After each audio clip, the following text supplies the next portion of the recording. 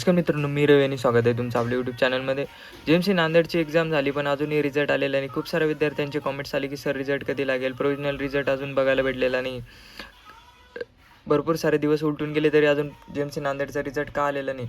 तर मित्रांनो, JMC नांदेडचा result आता तुम्हाला या मार्चच्या शेवटच्या किंवा पहिल्या आठवड्यात बघायला भेटणार आहे.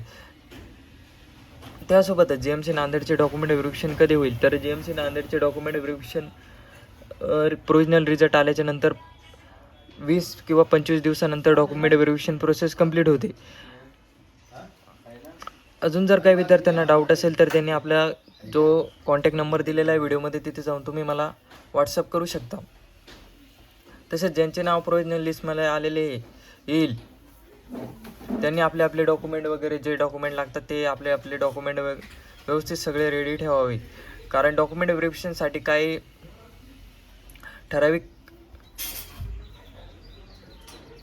डॉक्युमेंट तुमच्याकडे कंपल्सरी असणे आवश्यक आहे. प्रोविजनल किंवा रजिस्ट्रेशन स्लिप चालत नाही डॉक्युमेंट व्हेरिफिकेशनसाठी. ज्या विद्यार्थ्यांनी प्रोविजनलवर किंवा स्लिपवर रजिस्ट्रेशन किंवा फॉर्म फिलिंग केली असेल तर त्या विद्यार्थ्यांनी आपले ओरिजिनल डॉक्युमेंट सगळे रेडी ठेवा.